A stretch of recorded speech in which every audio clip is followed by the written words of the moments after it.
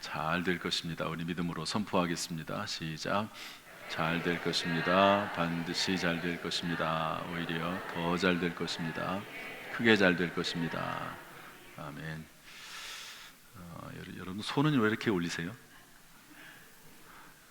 이거 올리란 말을 제가 한 적이 없는데 다 잘 알아서 하시더라고요.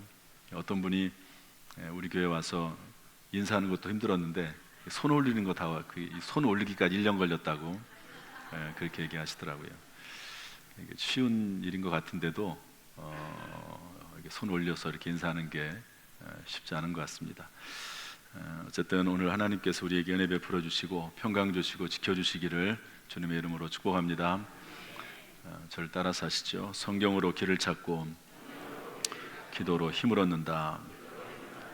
아멘. 오늘 말씀의 제목은 구원과 선한 일 마지막 시간입니다. 이 제목을 가지고 오늘 하면 4번 말씀을 전하는데요. 이 말씀은 한 번 듣고 잊어버릴 말씀이 아니고 평생 기도해야 될 아주 중요한 뼈대와 같은 그런 말씀이라고 볼 수가 있습니다. 오늘 전반적으로 한번 다시 살펴보고 총정리하는 시간을 갖도록 하겠습니다. 신앙생활이란 무엇인가? 크게 2가지라고 할 수 있습니다. 로마서 말씀에 근거해서 볼 때 구원을 어떻게 받는가, 어떻게 죽음의 문제를 해결할 것인가, 어떻게 죽은 후에 지옥에 가지 않고 천국에 갈 것인가 하는 문제를 다루는 아주 중요한 파트가 하나가 있고, 또 하나는 구원받은 사람이 어떻게 살 것이냐 하는 2가지 문제입니다. 아주 중요한 내용, 당연한 문제라고도 할 수 있지만 우리가 이것을 딱 구분해서 볼 수 있다고 하는 것은 아주 중요한 일입니다. 구원은 오늘 성경 읽은 말씀에 보면 하나님의 선물이라고 기록을 하고 있습니다. 한번 따라합시다. 구원은 하나님의 선물이다. 선물이라고 하는 것은 뭡니까? 받는 사람의 입장에서는 그냥 받으면 돼요. 누가 선물을 주는데 거기다가 선물 값을 줄 수는 없잖아요. 그러면 그때부터는 선물이 아닙니다. 그러니까 선물은 그냥 내가 받으면 되는 거죠. 그런데 구원이 하나님의 선물이라는 겁니다. 그런데 사람들이 선물을 할 때는 받는 사람 입장에서는 공짜지만 선물을 하는 사람의 입장에서는 그 선물을 사기 위해서 생각해야 되고, 그리고 그 물건을 직접 살 때 돈을 지불해야 됩니다. 대가를 치르는 거죠. 구원이라고 하는 것은 우리 입장에서 공짜 선물이지만 하나님 입장에서 볼 때는 하나님께서 외아들 독생자 예수 그리스도를 이 땅에 보내셔서 십자가에서 죽으시고 그로 말미암아 모든 죄에 대한 대가를 치르셔서 우리에게 주어진 선물이다 하는 것을 잊어서는 안 됩니다. 선물은요 그냥 받으면 되는 거예요. 그런데 그냥 받는 게 뭡니까? 믿음입니다. 그래서 구원은 하나님의 선물인데 오직 믿음으로 받습니다. 그런데 이 모든 것을 준비하신 분이 하나님이시기 때문에 하나님의 은혜가 전제가 되어야 되는 거죠. 그래서 구원은 선물인데 오직 하나님의 은혜로, 그리고 오직 우리의 믿음으로 구원을 받는다고 성경을 말씀을 하고 있습니다. 따라서 이것은 우리의 행위가 들어간 것이 아니고 공로가 전혀 없는 것이고, 따라서 자랑할 것도 없습니다. 로마서 4장 5절 말씀 보면 뭐라고 되어 있냐면, 이를 아니할지라도 거룩하지 아니한 자를 의롭다 하시는 이를 믿는 자에게는 그의 믿음을 의로 여기시나니. 한번 따라합시다. 그의 믿음을 의로 여기시나니. 우리가 실제로 의로운 게 아닙니다. 그런데 의롭다고 그냥 하나님이 예수 그리스도의 십자가의 보혈로 우리의 죄를 덮어주셔서 의롭다고 인정해 주시는 것, 이것이 구원이라고 성경은 말씀을 하고 있습니다. 여러분, 저는 성경에 이런 이야기가 있는 것이 얼마나 중요하고 또 감사한지 모릅니다. 예수님이 십자가에 달려 돌아가실 때 양쪽에 강도가 2명이 있었습니다. 그런데 한 강도는 끝까지 예수님을 부인하고 예수님을 욕하다가 죽습니다. 그러나 한쪽 강도는 뭐라고 말하냐면, 우리가 여기에서 죽는 것은 우리가 지은 죄 때문에 그렇지만 이분은 죄를 지은 게 없다. 이분은 이 땅에 살면서 선한 일을 많이 했고, 그리고 병자를 고쳐주기도 하고 놀라운 일들을 행하셨다. 그런데 성경의 다른 해석 부분을 종합해서 말씀을 드리면, 제사장들의 시기로 말미암아 이분이 십자가에 달려 돌아가시게 된 것이다 라고 말하면서 뭐라고 얘기합니까? 주님의 나라 임하실 때 나를 기억해 주십시오. 그랬더니 예수님께서 뭐라고 말씀하시죠? 오늘 네가 나와 함께 낙원에 있으리라. 이 십자가 위의 강도는요 정말로 흉악한 범죄자입니다. 평생 아마 강도짓 하다가 사람을 죽여서 아마 십자가에 달려 최후의 심판을 받게 되는 것입니다. 그러나 그럼에도 불구하고 예수 그리스도를 믿는 믿음, 그 하나를 보시고 예수님께서는 오늘 네가 나와 함께 낙원, 천국에 있을 것이라고 말씀을 하고 있습니다.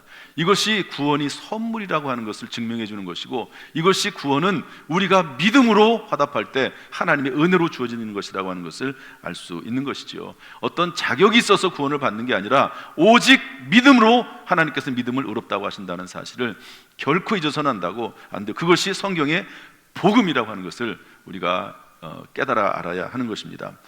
이번에 지난 주간에 제가 우리 교회 장례가 나서 장례식장에 다녀왔습니다. 우리 교인은 아니고요. 우리 교인의 우리 집사님의 여집사님의 시어머니가 돌아가셨습니다.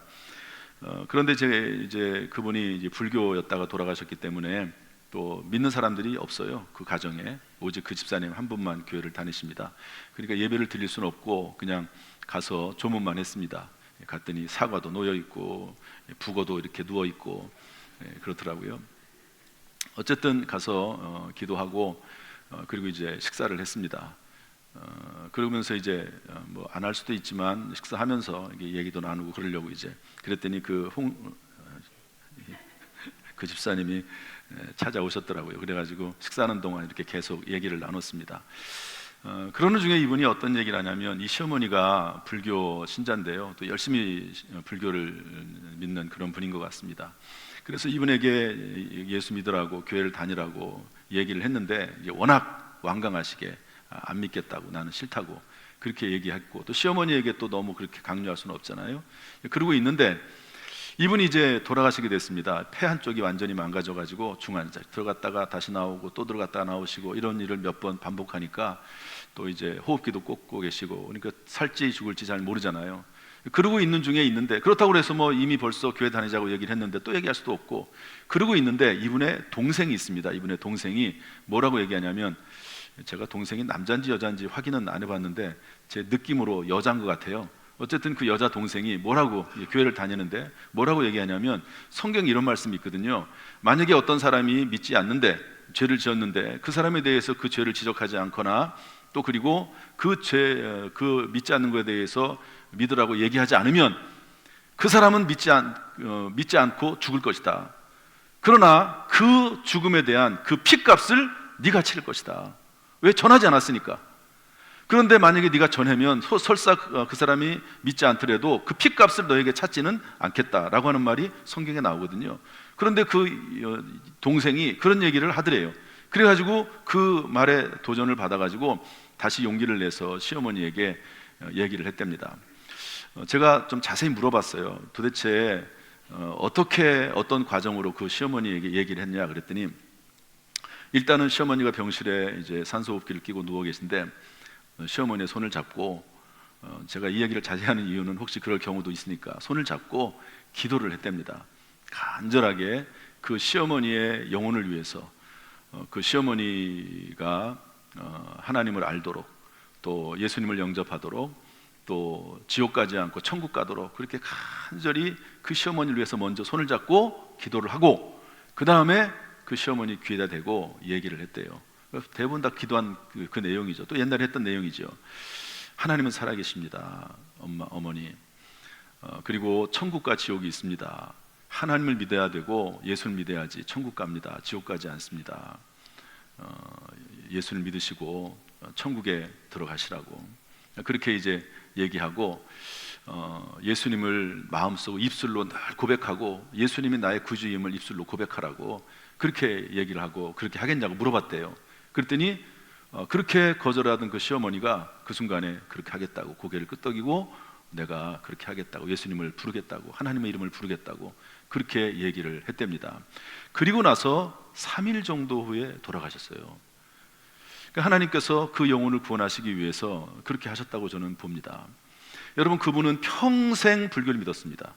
평생 절에 다녔습니다. 그런데 마지막 순간에 예수님을 나의 구주와 주님으로 영접을 했어요. 그게 말이 됩니까? 아니, 평생 아무것도 안 하다가 예수 믿고 마지막 순간에, 여기에 대해서 성경이 그렇다는 거예요.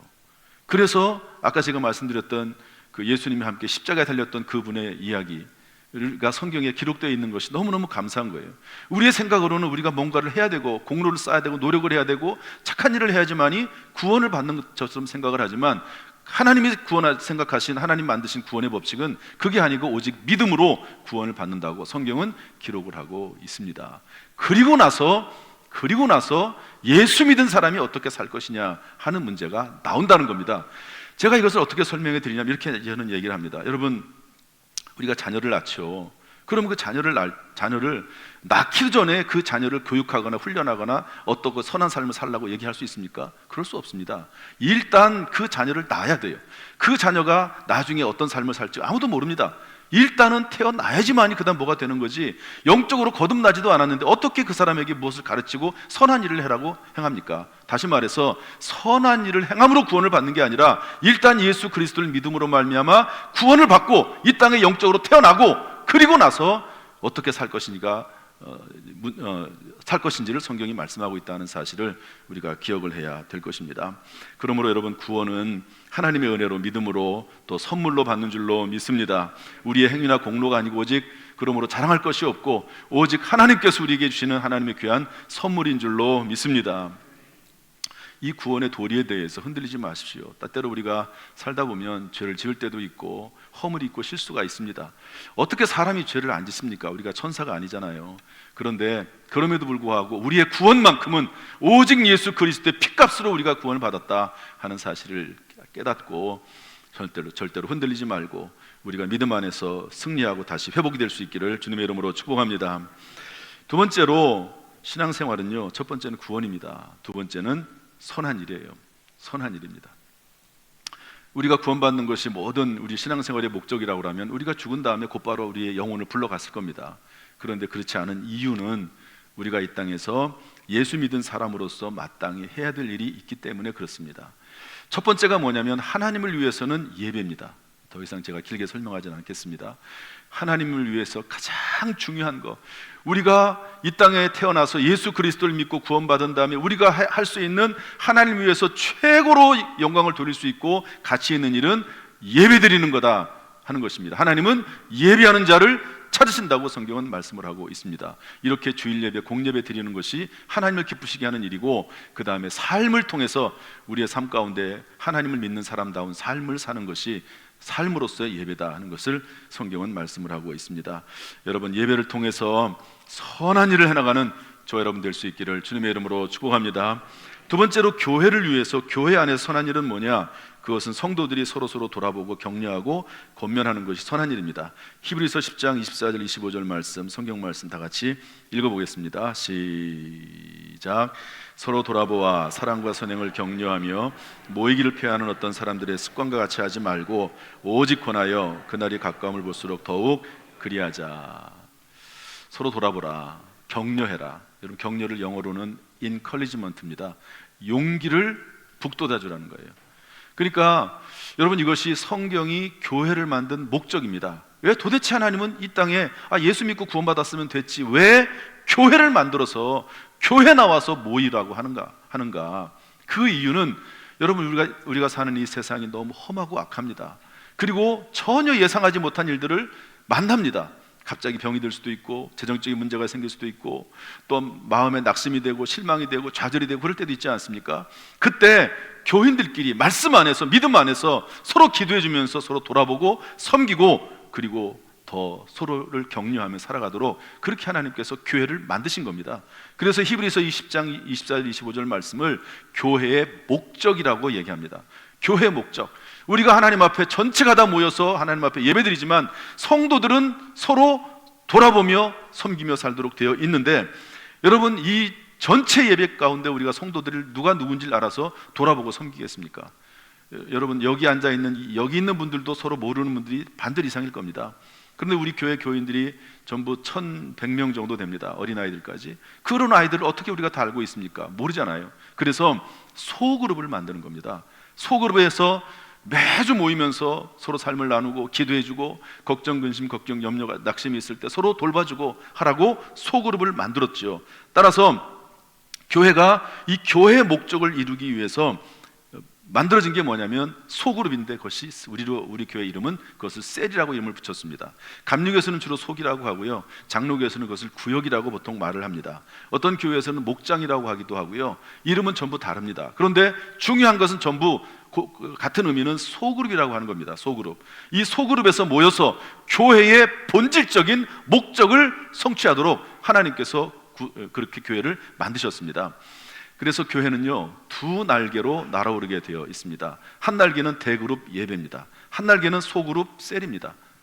그래서 이 두 날개가 있을 때 온전해지는 거죠. 어떤 사람은 소그룹에 참여를 하지 않아요. 그러면 한 날개로 나는 것과 똑같습니다. 한 날개로. 그것이 나쁜 것이 아니고 좋은 일이에요, 예배드리는. 그러나 날개가 한쪽밖에 없는 거예요. 서로 돌아보고 격려하는 일을 못하는 겁니다. 그래서 한 날개 소그룹을 또 하나 날개를 달면 이 두 날개로 날아오르게 되고 서로 격려하고 위로하고 하나님의 말씀대로 살 수 있는 힘이, 능력이 생기게 된다는 것을 알 수가 있습니다. 이것이 성경적인 아주 중요한 원리입니다. 그러므로 여러분, 하나님을 위해서는 예배드리고, 그리고 우리 서로 돌아보기 위해서, 주님 나라 천국 갈 때까지 서로에게 힘을 얻기 위해서, 서로 섬기기 위해서 소그룹에 참여해서, 셀에 참여해서 우리가 서로 살아갈 수 있는, 신앙생활을 할 수 있는 우리가 되기를 주님의 이름으로 축복합니다. 마지막 세 번째로, 이게 오늘 이제 여기까지 지난주 말씀드렸고요, 지난번에 세 번째 얘기를 하려고 합니다. 자신을 위해서는 우리 각자에게 주신 사명과 사역을 감당하는 것이 선한 일입니다. 이것은 우리에게 금생과 내생의 상급이 된다 하는 것입니다. 히브리서 11장 6절 말씀 보면 이렇게 되어 있습니다. 믿음이 없이는 하나님을 기쁘시게 하지 못하나니 하나님께 나아가는 자는 반드시 그가 계신 것과 또한 그가 자기를 찾는 자들에게 뭐 주신다고요? 상 주신 이심을 믿어야 할지니라. 여러분, 하나님은 반드시 우리에게 상을 주시는 분이신 줄로 믿습니다. 사도 바울은 뭐라고 말씀을 했냐면, 내가 선한 싸움을 싸우고 나의 달려갈 길을 마쳤다. 이제후로는 나를 위해서 의의 면류관이 예비되어 있다, 이렇게 말씀하고 있습니다. 계시록 2장 10절에는 내가 죽도록 충성하라, 그리하면 내가 생명의 관을 주리라 말씀하면서 하나님의 상급이 있음을 말씀하고 있는 것이죠. 여러분, 구원은 공짜 선물로 받습니다. 구원은 선물로 받아요. 그러나 하나님이 이 땅에 주시는 상급과 하늘나라에서 하나님의 놀라운 은혜는, 축복은, 상급은 무엇으로 주어지냐면, 이 땅에서 나에게 주신 하나님의 상급을 어떻게 감당하느냐, 어떻게 하나님 앞에 선한 일 예배를 드리고, 그리고 어떻게 셀 속에 서로 위로하고 격려하고, 그리고 나의 사명을 감당하느냐, 여기에 따라서 하나님의 상급이 주어진다, 금생과 내생의 상급이 주어진다 하는 것을 성경은 분명히 말씀을 하고 있습니다. 따라서 우리가 이 땅에서 잘 되는 길이 있어요. 구원받는 것은 이미 끝난 문제입니다. 구원의 문제를 자꾸 따질 필요가 없어요. 이미 믿음으로 구원을 받습니다. 그러나 이 땅에 살면서 정말로 가치 있는 삶, 보람 있는 삶, 행복한 삶, 의미 있는 삶을 살 수 있는 것은 하나님의 말씀에 따라서 예배드리고 서로 돌아보고, 그리고 사명을 감당하는 일을 하는 것을 알 수가 있는데요, 자신의 사명과 사역을 감당하는 일들이 모아져서 하나님의 거룩한 사역이 이루어진다 하는 것을 알 수가 있습니다. 지난 언젠가요? 방에 이렇게 앉아 있는데 추워요. 그랬더니 왜 그런가 그랬더니 히터를 분명히 틀었는데 히터가 나오다가 꺼졌습니다. 그리고 전기가 나가가지고요, 전기 장판이 이렇게 들어와야 되는데 그것도 안 들어와요. 그래가지고 제가 아주 추워서 떨고 지냈습니다, 한 주간. 지금도 다른 데는 다행히 본당이 이제 히터가 나와서 다행인데, 위에서 떨어지는 히터는 나오는데 저 맨 뒷줄에 있는 히터는 또 고장이 났더라고요. 그래가지고 이제 뒷줄이 안 나오는데, 그래서 우리가 손을 쓸 수가 없죠. 그래가지고 AS 센터에다 연락을 해가지고 월요일 날 와서 이제 고치도록 했는데, 전기까지 나가니까 너무 힘든 거예요. 2층에 전기들, 새신자 오늘 공부도 해야 되는데. 그런데 이제 일부 예배 때 우리 교회 전기 일하시는 집사님이 계시거든요, 권사님이 계시거든요. 그분이 이렇게 오셨어요. 아마 교육자들이 얘기를 했나 봐요. 그랬더니 그분이 여기저기 돌아보고 나더니 왜 그런가 했더니 이 전기가 있잖아요, 휴즈라고 그러나요? 차단기, 그 차단기가 내려온 거예요. 그냥 그분이 차단기를 딱 올리니까 전기가 들어오더라고요. 근데 히터는 아직도 안 들어와요.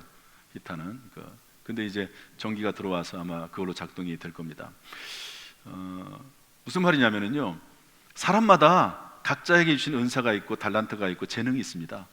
그러면 그 재능에 따라서 각자 교회를 위해서 일을 하는데, 또 세상 일도 마찬가지겠죠. 그러면 그런 것들이 다 모아져서 하나의 큰 일들이 이루어지게 되는 거죠. 교회 일이라고 하는 것도 성도님들이 각자 은사가 있고 달란트가 있고 또 각자 재능들이 있습니다. 그런 것들이 다 모아져서 결국에는 큰 교회 일들이 감당이 되는 것이다 하는 것을 알 수가 있습니다. 그러므로 성경에는 뭐라고 말씀하고 있냐면 로마서 12장 3절 말씀 보면 우리가 한 몸에 많은 지체를 가졌으나 모든 지체가 같은 기능을 가진 것이 아니니 이와 같이 우리 많은 사람이 그리스도 안에서 한 몸이 되어 서로 지체가 되었느니라. 우리에게 주신 은혜대로 받은 은사가 각각 다르니 혹 예언이면 믿음의 분수대로.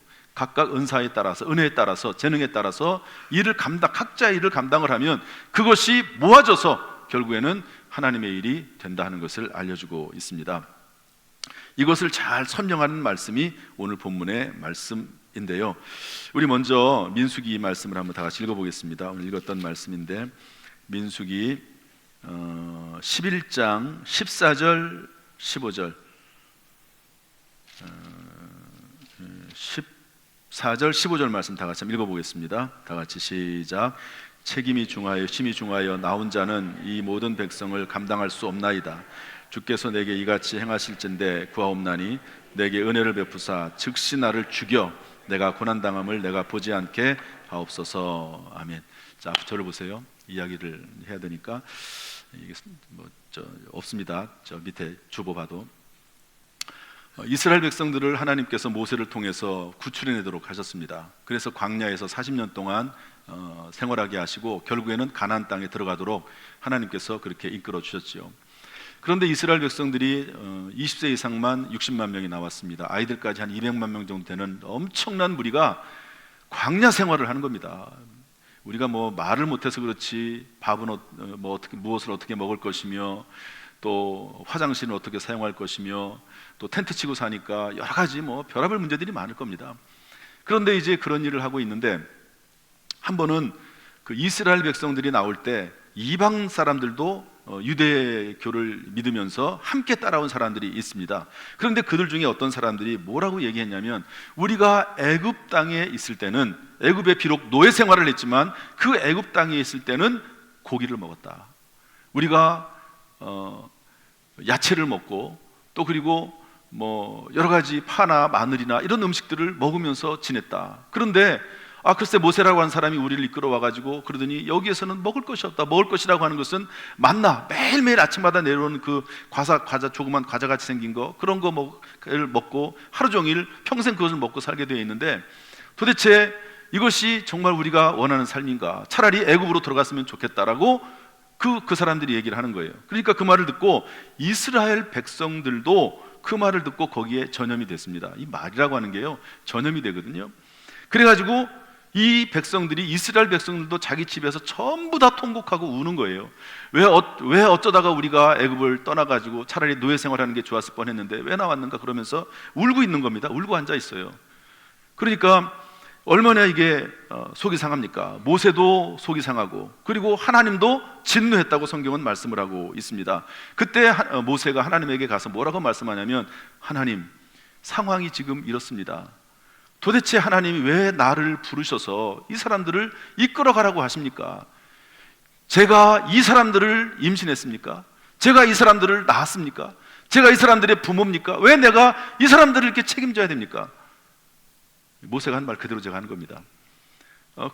그러면서 말하기를 나 혼자서 이 막중한 일을 도저히 감당할 수 없습니다.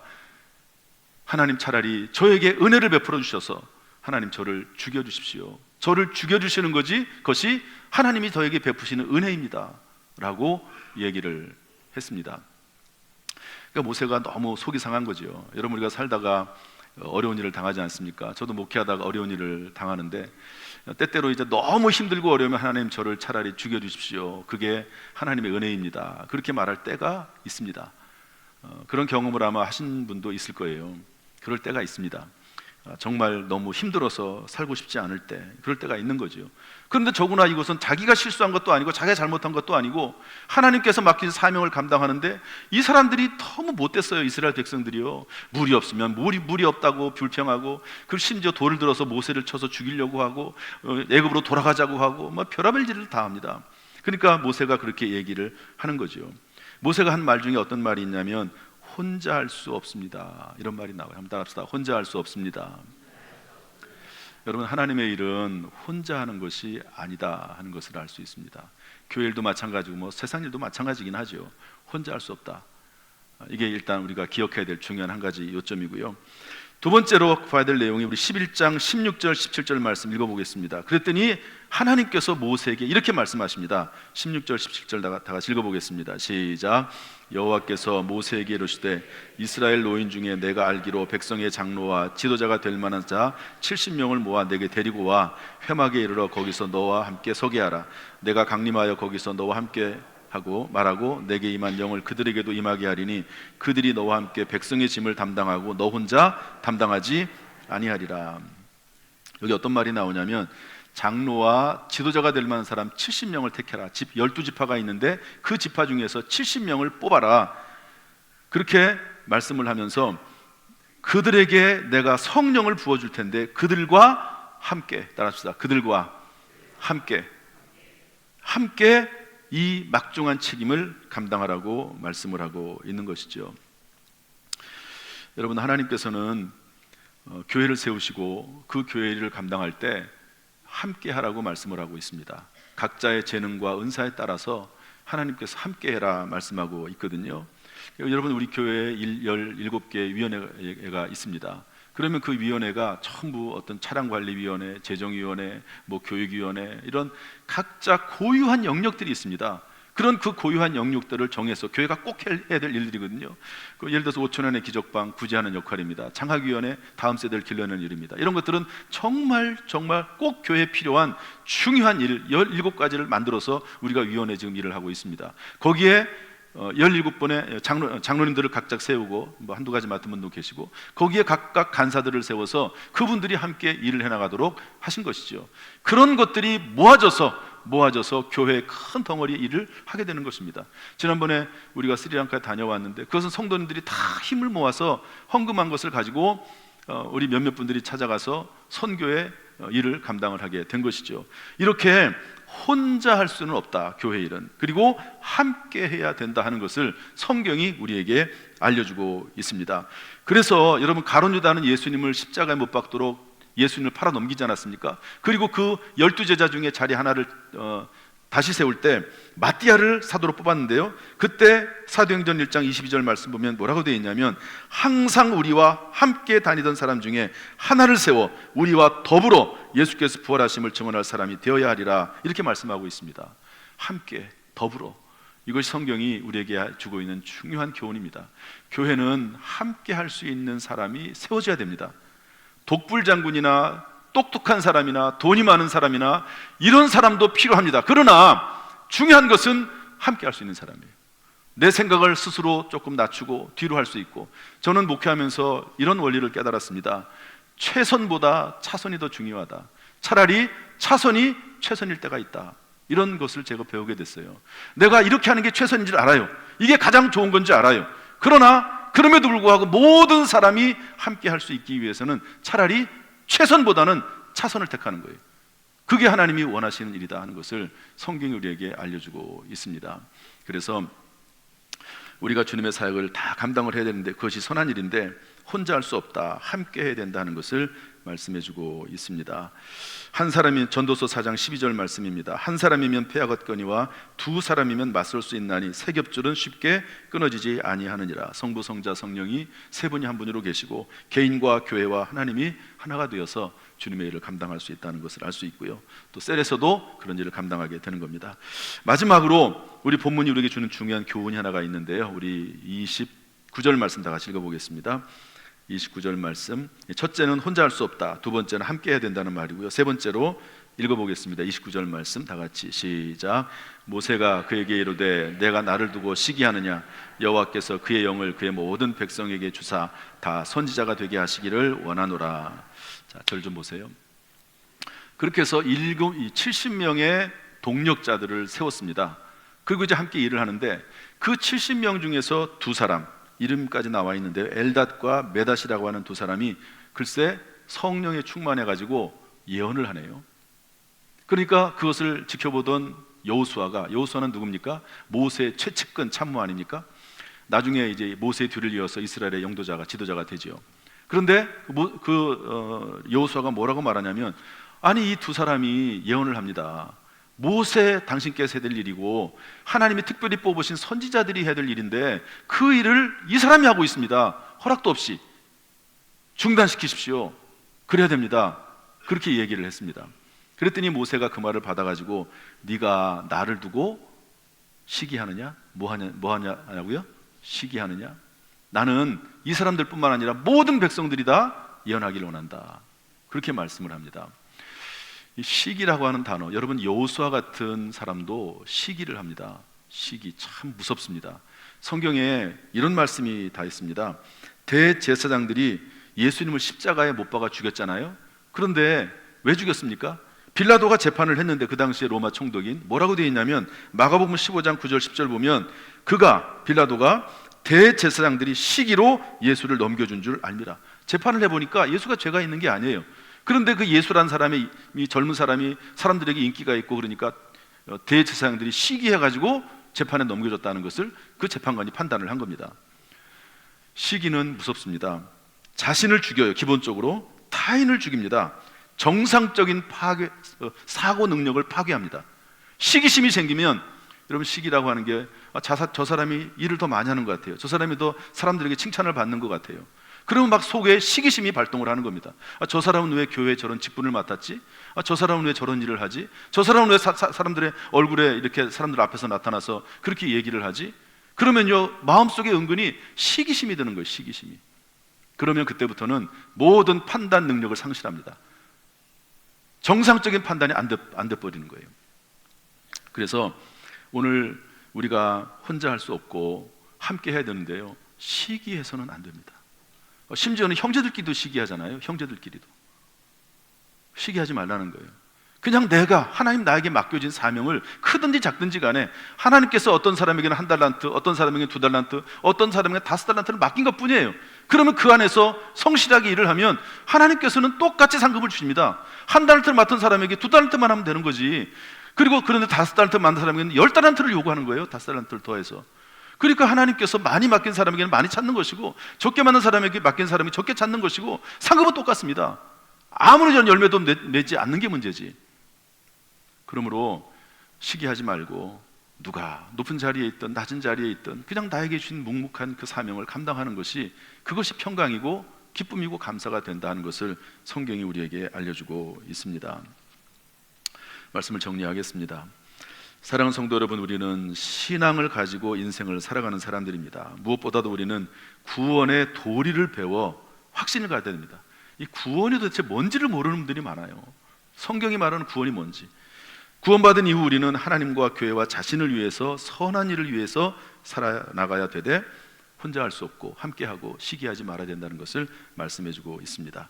이렇게 신앙생활함으로 금생과 내생에서 100배, 60배, 30배 열매 맺는 저 여러분 되시기를 주님의 이름으로 축원합니다. 기도하겠습니다. 하나님 아버지, 우리가 신앙생활 잘해서 금생과 내생에서 100배, 60배, 30배 열매